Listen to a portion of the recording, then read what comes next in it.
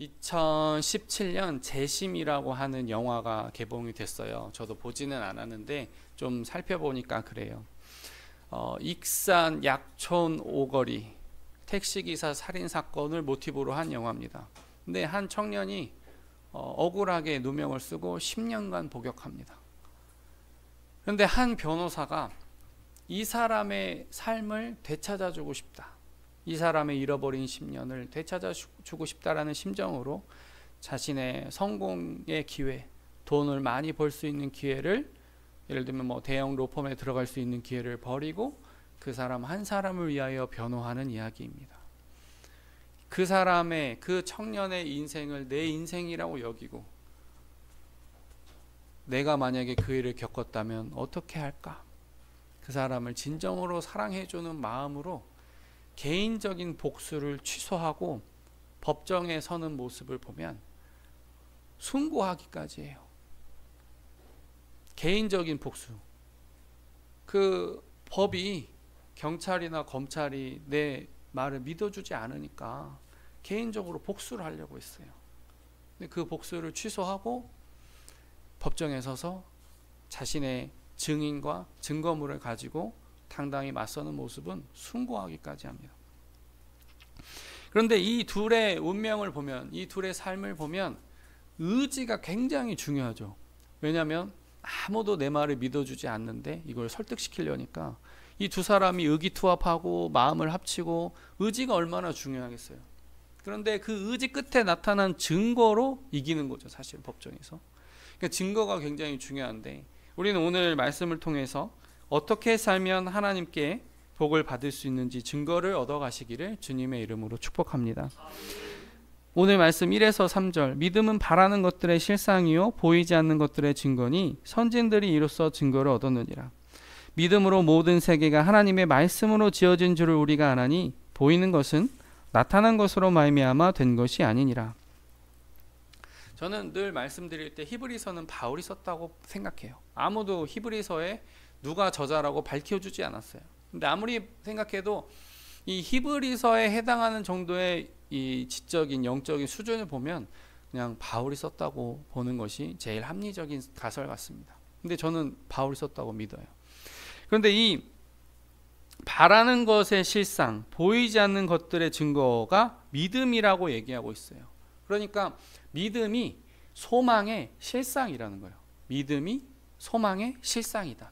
근데 이 실상이라는 원어를 계속 파고 들어가서 연구해 보면 기초석이라는 뜻이 있대요. 그러니까 믿음은 소망의 기초석이라는 거예요. 뭐 조금 큰 건물, 대형 건물에 보면 머릿돌, 기초석 이렇게 해가지고 몇 년도 몇 월 며칠 기초석 세우다 이렇게 딱 써여 있습니다. 저는 그것을 보면서 아무리 위대한 건축물도 기초석으로 시작한다는 걸 느꼈어요. 아무리 위대한 그 건축물도 기초석을 바탕으로 시작한 거예요. 그래서 그 기초석이 중요하다는 말은 믿음이 소망에 우선에서 더 중요하다는 말씀이 되겠죠. 믿음이 있어야 소망도 있다는 말씀이겠죠. 우리 잉글랜드 프리미어 리그의 축구 선수로 뛰었던 지금도 뛰고 있는 또 손흥민과 또 독일로 넘어간 케인이라는 선수가 있거든요. 두 선수가 가장 골을 많이 합작했어요. 서로 패스도 많이 주고 결정적인 패스도 많이 주고 또 골도 많이 넣고. 그래서 어느 날 손흥민 선수 인터뷰하는 걸 들어보니까 나는 케인만 찾고 케인은 나만 찾는데요. 볼이 운반되어서 나에게 도달하면 케인은 손흥민만 찾고 손흥민은 케인만 찾는다는. 이게 무슨 말이냐면 내가 너한테 어떻게든지 패스해주면, 내가 어떻게든지 너한테 볼을 건네주면 너는 반드시 골로 성공시킬 거야 라고 하는 믿음이 있는 거예요. 엄청난 믿음이 있는 거예요. 그래서 그 궁금해가지고 옛날 그 플레이들을 좀 이렇게 유튜브로 좀 요약본을 좀 봤어요. 그랬더니 케인이 손흥민 어디쯤 뛰고 있나 본 다음에 이렇게 딱 찔러줘서 골을 넣더라고요. 나중에는 케인이 손흥민 어디 있는지 안 보고 헤딩으로 들어오자마자 헤딩으로 저쪽에 떨어뜨려 놓더라고요. 그게 뭐냐면 엄청난 신뢰가 있는 거예요. 소망과 그 기대감이 있는 거예요. 내가 너한테만 갖다 주기만 하면 반드시 너는 골로 연결시킬 거야. 근데 이게 노룩 패스거든요. 안 보고 하는 패스예요. 내가 저쯤으로 패스할 거라고 이 고개와 시선을 주면 적들도 알아요. 그 상대하는 수비수가 얼마나 그 연구를 많이 하겠어요. 그런데 안 보고 하는 패스는 위험하지만 좋은 패스거든요. 제가 중학교 때 농구를 좀 했어요. 잘했다는 게 아니라 그냥 열심히 했다는 뜻입니다. 그런데 제가 노룩 패스를 하니까 친구들이 저한테 말리는 거예요. 야, 다른 편 속이는 것까지는 좋은데 왜 같은 편까지 속여? 그러니까 그 친구들이랑 엄청난 훈련이 안 돼 있으면, 믿음이 없으면 안 되거든요. 그러니까 그런 것처럼 그 믿음이 소망을 발현시키고 믿음이 소망을 실현시켜요. 그러니까 믿음이 참 중요한 거라는 말씀입니다. 전에도 말씀드린 적 있는 것 같지만 제 신혼여행 가가지고 스킨스쿠버 할 때 아니 산소통 메고 수중 한 10m, 15m로 들어가는 거예요. 저도 한 번도 해본 적이 없어요. 그런데 그 피부가 까무잡잡한 현지인 원주민이라고 하더라고요. 그 섬에서 자고 나란 그 원주민. 그래서 그 원주민이 서투른 영어로 Trust me, 나 믿으라고, 나 프로라고 그렇게 하는데 지금 생각해보면 참 저는 믿음도 좋아요. 아니 이제 신혼여행 가가지고 산소통 메고 이 산소통이 정말 나한테 작동을 해줄지, 10m, 15m 아래로 내려가는데 이 산소통 작동 안 하면 제가 무슨 힘으로. 그 원주민이 Trust me, I'm a pro. 그러면 내가 전문가라 이 말이에요. 날 믿으라는 거예요. 내가 무슨 정신으로 지금 와서 생각해 보면 도대체 뭘 믿고 그 바닷속에 들어갔는지 모르겠어요. 근데 바닷속에 들어가니까 노랗고 까만 이 물고기들이 제 눈앞에서 나른하고 막 수족관에서 봤던 그 물고기들이 저한테 소세지를 주워주더라고요. 소세지를 이렇게 손으로 문지르니까 물고기들이 그거 먹겠다고 제 눈앞에서 막 형형색색의 물고기들이 왔다 갔다 하는데, 야, 그냥 저 이름 모를 생면부지의 저 사람만 믿어도 이 바닷속을 경험을 하는데 우리가 하나님을 믿으면 어떤 세계를 경험할까? 그리고 3절에는 하나님의 창조가 나타나고 있어요. 하나님께서 말씀에 태초에 하나님께서 천지를 창조하셨다고 하고, 또한 다른 말씀에 집마다 지은이가 있으니 만물을 지으시는 하나님이시라. 저희 아버지 시골에 100년 된 흙집이 있어요. 저는 그 100년 된 흙집이 건설된 거를 본 적이 없습니다. 그런데 분명히 알아요. 그 100년 된 흙집을 누군가는 만들었다는 거. 그래서 옛날 한옥집을 이렇게 훑어보면 건축가들이 얼마나 세밀한지 그 나무에다가 다 번호를 매겨놨대요. 그 리모델링 하면 알 수가 있대요. 그 기둥에 다 번호를 다 매겨가지고 이 몇 개의 나무가 들어갔고 몇 번째 나무를 빼냈고 그걸 재공사할 수 있도록 다 배려를 해놓는다는 거예요. 저는 몰랐는데 건축가들이 그렇게 배려를 많이 한대요. 뒤에 있는 사람을 위해서. 그러니까 참 신기하죠. 저 집을 내가 지어진 적을 본 적이 없어요. 100년 전에 지어진 집이에요. 나보다 훨씬 더 이전에 만들어진 그런 건축물인데 그 건축물도 누군가 지었다는 거예요. 집마다 지은이가 있으니 만물을 지으신 분은 하나님이시라. 많은 사람들이 자기가 태어나는 장면을 본 적이 없을 거예요. 눈 감고 태어나잖아요. 응애 하고 눈 감고 태어나잖아요. 자기 엄마라는 걸 확신할 수가 없어요. 근데 자기 엄마라는 걸 뭘로 확신해요? 사랑으로 확신하는 거예요. 물론 자라다 보면 어디 코도 좀 비슷하고 귀도 좀 비슷하고 얼굴색도 비슷하고 그런 걸로 눈치챌 수도 있지만 사랑으로 눈치채는 거예요. 이 사람이 나를 다 케어해주고. 고양이도 그런답니다. 고양이도 놀아주는 애는 친구고요, 다 닦아주고 막 씻겨주고 하면 엄마라고 생각한대요. 고양이도. 원래 고양이 우리가 좀 무시하잖아요. 고양이가 인간을 집사처럼 여긴다고. 나 돌봐.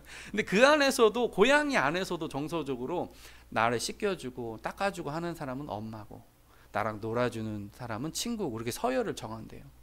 그런 것처럼 하나님께서는 다 뭐라고 할까, 그런 창조를 하시고 우리는 그 부모가 있다는 거, 우리를 낳아준 존재가 있다는 것을 사랑과 믿음으로 확신하는 거죠. 눈에 본 적은 거의 없어요.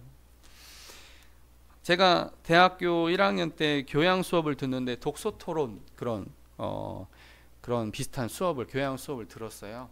그런데 그것은 시험도 안 보고 뭐 제출하는 것도 없어요.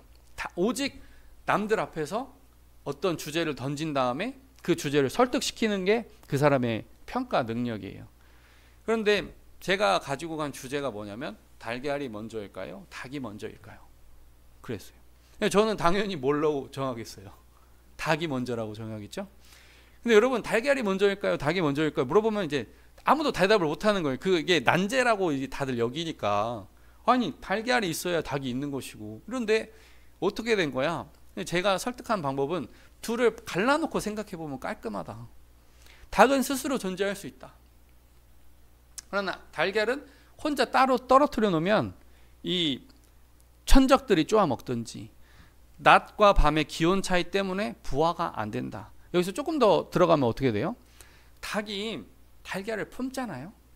그러면 37도가 필요하답니다. 닭이 달걀을 품으면 37도가 된대요. 이 37도의 온도에다가 습도는 70도가 필요하답니다. 습도는 70도. 그런데 이거를 하루에 4번 이 달걀을 바꿔줘야 된다. 왜냐하면 바깥에 있는 달걀이 산소로 인해서 숨을 쉰대요. 신기하죠. 우리는 이 딱 알에 들어가 있으면 산소가 안 들어갈 것 같은데 그 안에서 다 숨구멍이 있어서 이 알을 바깥으로 품어야 산소가 유입된대요. 그러니까 안에 있는 애들 산소가 적겠죠. 그러니까 이거를 하루에 4번 바꿔줘야 된대요. 8시간마다 한 번씩 해주는 거예요. 얘는 닭 머리라고 사람을 놀리면 안 돼요. 새 머리라고 사람을 놀리면 안 돼요. 이 닭이 얼마나, 닭이 무슨 맘 카페가 있어요? 뭐가 있어요? 어머니 강습회가 있어요? 뭐가 있어요? 여러분 8시간마다 한 번씩 알 갈아줘야 됩니다. 안 하면 애들 죽습니다. 그렇게 한 번도 알려준 적이 없는데 세상에 말하는 과학자들 수백 년, 수천 년에 걸쳐서, 수억 년에 걸쳐서 진화됐다고 막 가르치는데 여러분 닭이 수십 년, 수백 년에 걸쳐서 이 8시간마다 한 번씩 갈아줘야 된다는 거를 수십 년, 수백 년 만에 깨달으면 어떻게 되겠어요? 닭은 한 세대 만에 멸종하는 거예요. 하나님이 그 닭 머리, 우리가 놀리는 닭 머릿속에 8시간마다 한 번씩 이 아가들을 교체해야 된다는 걸 미리 넣어주신 거죠. 그게 네? 무슨 책이 있어요? 유튜브가 있어요? 뭐가 있어요? 블로그가 있어요? 뭐가 있어요? 오로지 하나님께서 그 닭 머릿속에 그 새끼들을 8시간마다 한 번씩 갈아줘야 된다는 걸 넣어주신 거예요. 은혜. 창조 이꼴 은혜입니다. 은혜. 그래서 보이는 것은 하나님의 말씀으로 창조되었다는 사실이 믿어지시면 참 좋습니다. 이어지는 4에서 6절. 믿음으로 아벨은 가인보다 더 나은 제사를 하나님께 드림으로 의로운 자라 하시는 증거를 얻었으니 하나님이 그 예물에 대하여 증언하심이라. 그가 죽었으나 그 믿음으로써 지금도 말하느니라. 믿음으로 에녹은 죽음을 보지 않고 옮겨졌으니 하나님이 그를 옮기심으로 다시 보이지 아니하였느니라. 그는 옮겨지기 전에 하나님을 기쁘시게 하는 자라 하는 증거를 받았느니라. 믿음이 없이는 하나님을 기쁘시게 하지 못하나니 하나님께 나아가는 자는 반드시 그가 계신 것과 또한 그가 자기를 찾는 자들에게 상 주시는 이심을 믿어야 할지니라. 땅의 소산물과 양의 첫 새끼와 그 기름이라는 차이예요. 성경학자들은 피의 제사를 드려야 예수님을 예표할 수 있기 때문에 아벨의 제사를 받아주신 것이다 이렇게 학설로도 얘기할 수 있는데, 근데 사실은 딱 들어보면 차이가 나요. 땅의 소산물, 이게 썩었는지 썩어가는 건지 그냥 별 볼 일 없는 건지 판단이 안 돼요. 양의 첫 새끼와 그 기름은 그 어머니에게서 생명을 낳을 수 있는 잉태 능력을 확인하는 순간이거든요. 그러니까 가장 귀한 것으로 드렸다는 것은 그 말 안에서도 딱 갈려요. 마음과 중심을 보시는 하나님께서 뭐 농산물 드렸다고 해서 책망하실까요? 근데 딱 보면은 마음과 정성을 다했나 다하지 않았나 그냥 딱 구별되는 거예요.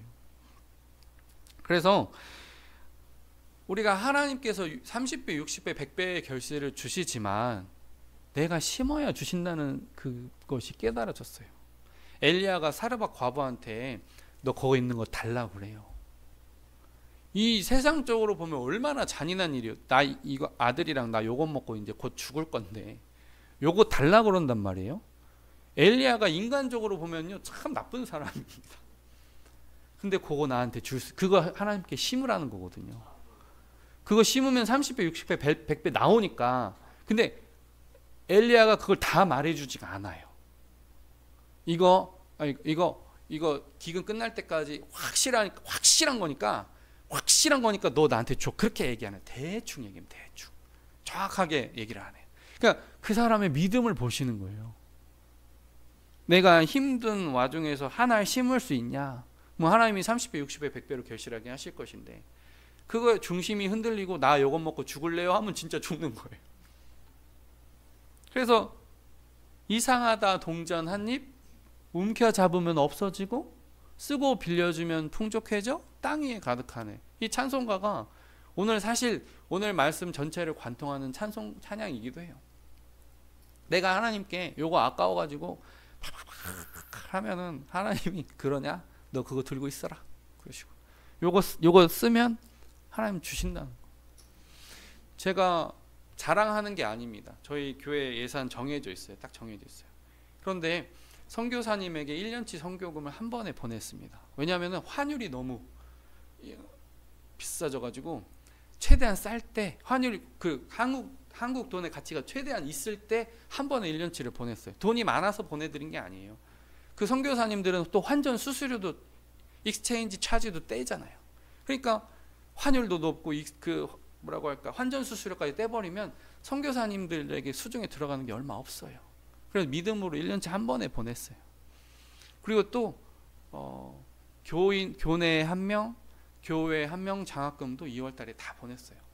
재정이 여유가 있어서 보낸 게 아니에요. 1년에 당연히 해야 될 거니까 믿음으로 드린 거예요. 그렇게 했더니 하나님께서 금방 또 채워주셔요. 할렐루야. 생명의 삶을 이렇게 온누리교회를 통해서 생명의 삶 큐티진에 저희 교회 소식이 실렸는데 갑자기 사랑합니다 하고 얼마, 축복합니다 하고 얼마, 이름 모를 사람들이 계속 주는 거예요. 저는 어떻게 느끼냐면 하나님이 그걸 5년 후에 주시면 제가 그걸 하나님이 주신다는 걸 어떻게 느끼겠어요. 제가 이렇게 선을 행했더니 5년 후에 뭔가 돌아온다 그러면 내가 이게 하나님이 도와주신다는 게 연해지겠죠. 생각이 연해지겠죠. 근데 제가 그렇게 선을 행하고 한 며칠 안 돼서 그런 일들이 벌어지니까 하나님께서 저에게 그냥 걱정하지 마라 그렇게 하시는 것 같아요. 아무 걱정할 게 없어요. 제가 한 달에 3만 원씩 AI에 투자하고 있습니다. 이게 뭐냐면 AI 사용료를 낸다는 거예요. 유료로. 근데 하나님께서 얼마 전에 또 순천에 있는 또 규모 있는 교회에서 아이들 우리 청소년 대상으로 AI 강의해달라. 그 다음에 또 소규모 강의해달라. 말씀도 전해달라. 그렇게 해가지고 강사료로 딱 받으니까 한 10배 나오는 거예요. 10배. 내가 이만큼 투자했는데 10배가 순간 돌아와요. 내가 수고한 시간은 한 2-3시간? 그런데 이 AI로 투자하고 나니까 참 좋은 점들이 많아요. 일단 제가 질문하는 실력이 늘어요. AI한테 자꾸 이 말씀 한번 드려야 돼요. 우리가 이세돌 구단이 AI를 알파고를 178수에 딱 이겨가지고 역시 인간 최고 막 이러면서 막 울잖아요. 안 그러세요? 전 울었어요. 막 역시 사람이 뭔가 있어. 창의력으로 한번 꺾어낼 수 있어. 이런 저는 막 감정이 벅차올라가지고. 근데 죄송하지만 이세돌 구단 밑에 박정원 뭐 이렇게 저 이름 잘 모르겠어요. 그 구단들 쭉 이렇게 보면요 다 AI랑 둬요. AI는 수천 명의 데이터랑 한 명이랑 싸우는 거거든요. 이렇게 AI랑 훈련 받은 다음에 중국 기사랑 두고 일본 기사랑 두는 거예요. 그러니까 AI 실력이 좋아져야 우리나라 기사들 실력이 좋아지는 거예요. 그런 것처럼 저는 AI를 두려워하지 않고 적극적으로 활용합니다. 그런데 갑자기 그렇게 순천에 있는 교회 이렇게 강의도 다녀오고 말씀 집회 다녀오니까 군산 노회에서도 내일 모레 강의를 해달래요. 또 익산에서도 강의를 해달래요. 또 5월 달에 어떤 또 큰 교회에서도 군산에서 수련회 할 때 목사님 또 시간 좀 드릴게요. 좀 앞에 나서서 해주세요. 계속 오는 거예요. 제가 그냥 그 총회 훈련 정말 1년 전에 그 제주도 개척교회 목사가 제주도 이렇게 한번 가는 게 이렇게 부담되는데 그걸 하는데도 우리 사랑하니까 이름 말씀드려도 될 것 같아요. 윤하매 목사님이 동기인데 대현아 가자.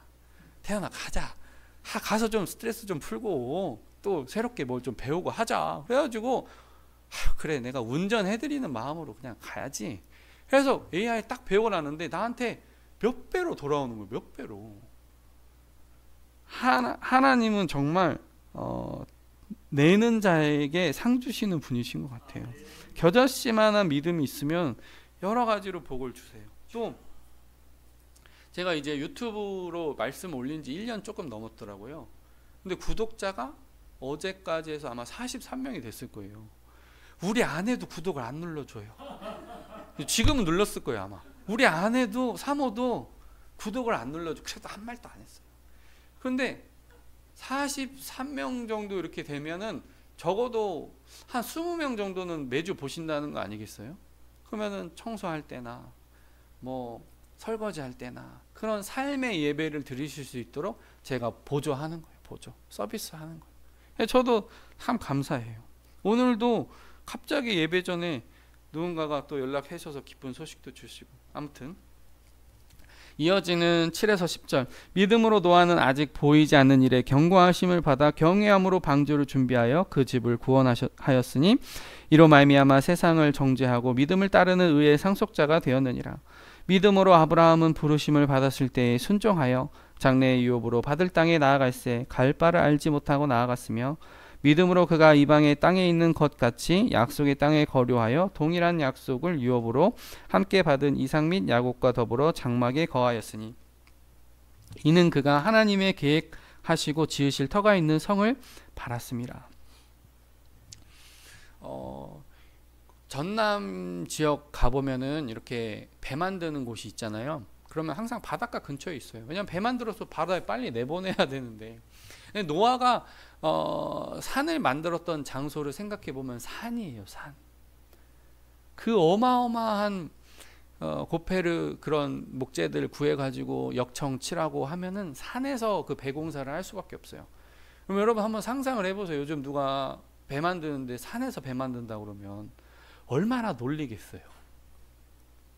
저 바보 봐라 저거 거제도나 통영이나 군산이나 그런 데서 배 만들어야지. 죄송합니다. 이제 천국에서 노아 만날 건데 노망난 할아버지 저거 봐라고 저거 산에서 배 만든다고 얼마나 지도관이 놀렸을 거예요. 그런데도 결국에 하나님의 역사를 이루잖아요. 모세도 80년간 훈련받았다가 40년 활약하고 죽었어요. 하나님이 여러분에게 80년 동안 훈련 받으세요. 그러면 어떻게 해야 됩니까? 눈물을 머금고 아멘. 눈물을 머금고 거의 죽을 때까지 고난 당하다가 죽어라. 그래도 우리는 그럴 수밖에 없어요. 근데 하나님이 그렇게 하실 것 같지는 않아요. 아브라함이 100세에 돼서 이삭을 얻었는데요. 하나님 좀 집요하신 면이 있어요. 사라가 말도 안 됩니다 하고 피식 웃었잖아요. 말도 안 됩니다. 피식. 야, 너 웃었냐? 아들 이름을 이삭이라고 짓게 하시잖아요. 이삭이라고 부를 때마다 자기가 안 믿었던 게 평생 생각나는 거예요. 평생 죽을 때까지. 야, 내가 너 태어나기 전에 네가 없을 거라고 생각했다. 미안하다. 하나님 죄송합니다. 이삭이라고 부를 때마다 그 비웃었던 그 비웃음을 사라가 마주하는 걸 평생. 하나님 좀 집요하신 면이 있는데 그게 뭐냐면 너희가 믿음을 갖지 않으면 안 되라고 집요하게 메시지를 주시는 거예요. 집요하게. 절대 믿음은 놓으면 안 돼. 그리고 족장들이요 장막에 살면서도 예루살렘 성을 꿈꿨대요. 자기들은 장막에 살아요. 여러분 몽골에서 텐트 무료로 줄 테니까 몽골 텐트 안에서 살으라고 하시면 사시겠어요? 야 진짜 그 원형 텐트 안에 그게 뭐 사생활도 없어요. 그냥 온 가족이 그냥 그렇게 사는 거예요. 그냥 그런 텐트 안에 살면서도 예루살렘 성을 꿈꿨대요. 믿음의 족장들이. 우리도 그렇게 살면 되는 거죠. 이어지는 11에서 12절. 믿음으로 사라 자신도 나이가 많아 단산하였으나 잉태할 수 있는 힘을 얻었으니 이는 약속하신 이를 미쁘신 줄 알았습니다. 이러므로 죽은 자와 같은 한 사람으로 말미암아 하늘의 허다한 별과 또 해변의 무수한 모래와 같이 많은 후손이 생육하였느니라. 요즘 애 낳으라고 하면 안 됩니다. 그 굉장히 신뢰되는 질문 말이에요. 요즘에 며느리가 애 하나 낳아주면 엄청 고마운 세대입니다. 안 나요. 근데 저도 하나 있는 가정 보거든요. 가끔 친척들을 만나면 교제 않겠습니까? 하나 낳은 그 가정에 둘 낳으면 좋아라는 말을 못해요. 그들이 알아서 하는 거예요. 그냥 이제는 세대가 그래요. 그냥 집값 걱정, 사교육비 걱정. 제가 생각해 보면 저희 아버지 세대가 베이비붐 세대거든요. 6.25 이후에 막 태어나신 분들이거든요.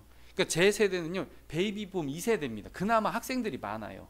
학교 가면 이 성적 가지고 경쟁이 그렇게 치열해, 그렇게 친하게 지내도 성적 나오는 날은 다 분위기가 예민해요. 마치 너와 나의 서열이 그냥 친구였는데, 그냥 친구였는데 성적 나오는 날은 갑자기 서열이 정해지는 것 같은 이상한 기분을 느끼거든요. 그러니까 이 베이비부머 2세들이 지금 막 애를 태어나는 시대, 제3 베이비부머 시대 아닙니까 지금이.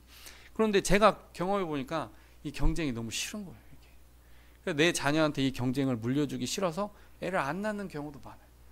그러다 보니까 저기 서천에 있는 해양생태공원 가니까 저희는 부부는 얼떨결에 다자녀 부부가 됐을 때 2명 낳는데 다자녀래요. 요금을 막 30%인가 깎아줘요. 희한한 세대예요. 그런데 우리가 그러면 어떻게 해야 되냐면은 그냥 이미 태어난 아이들을 축복하는 수밖에 없어요. 여러분 애 낳아야 돼. 손잡고 사정해 보세요. 애 낳아주나? 안 낳아줘요. 그럼 어떻게 해야 되냐면 이미 태어날 아이들, 그리고 태어날 아이들을 축복하는 수밖에 없습니다. 여기 말씀에 있잖아요. 죽은 자와 같았던 사람이 그 사람 한 사람을 통해서 하늘의 별과 같이 바다의 모래와 같은 그런 많은 번영을 이룬다고. 그럼 우리의 현실과는 지금 안 맞잖아요. 지금 저출산 시대잖아요. 그러면 우리는 교회에서 이렇게 돌아다니고 웃고 떠드는 애들을 축복하고 사랑해 주는 수밖에 없어요. 또 태어날 아이를 위해서 많이 기도해 줄 수밖에 없습니다. 그게 우리의 사명이고 사랑인 줄로 믿습니다. 계속해서 말씀 드릴 수도 있는데 그냥 조금 한마디로 요약하면 믿음을 가지고 살면 반드시 소망이 있습니다. 이걸 끝까지 붙드시기를 주님 이름으로 축복합니다. 기도하겠습니다.